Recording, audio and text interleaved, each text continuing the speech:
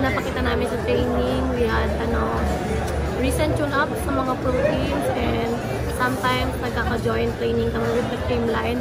Kaya malaking bagay siya for us kasi nakikita namin yung sistema talaga ni Coach Sherwin and kung paano namin pwede pang may adapt.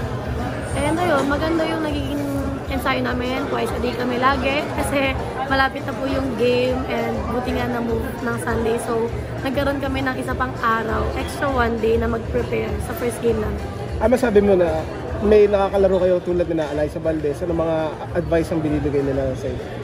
Siyempre masaya and at the same time nakaka-challenge din siya for us kasi yung Creamline champion team siya and yun din, matagal si Coach Sherwin doon, yung sistema ni Coach Sherwin parang naka 100% adopt na yung Creamline. So kami paunti-unti pa namin siyang pinupulido.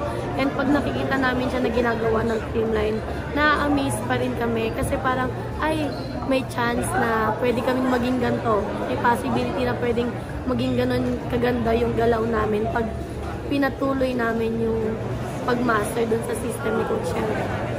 Bella, yung kayo success niyo sa pro championship mo last year, siyempre mas mataas yung expectation kayo. Paano nyo lang ina-handle yung challenge?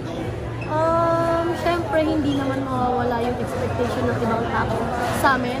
Kahit before pa naman laging nandyan yung expectation ng mga tao. May masasabi at masasabi sila maganda o pangit man yung laro namin.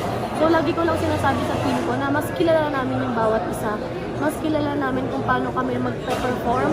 And deadmahin lang namin kung ano yung sinasabi ng ibang tao kasi hindi naman namin sila kasama mag-training Hindi namin sila kasama na sa dorm kami, nagpapakahirap kami sa training namin. So, yung sinasabi nila, opinion lang nila.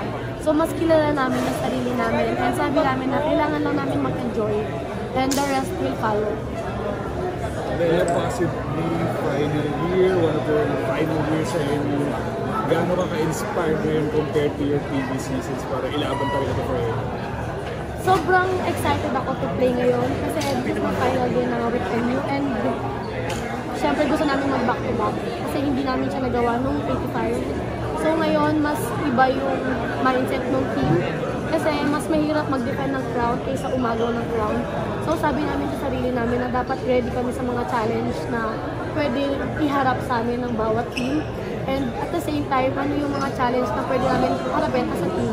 Like, syempre merong inside na challenge, hindi lang manggagaling sa ibang team. Meron din syempre sarili namin.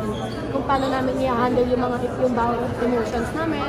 Pag may mga instances na mga pangit ang mangyari, pangit ang maging laro. So yun, very excited lang ako na kung ano pa yung pwedeng ipakita ng team namin. Kasi yun nga, bagong sistema, bagong coach na naman. Pero yung team intact pa rin, yung chemistry ng team, yun yung nagpapabuo sa team namin ngayon.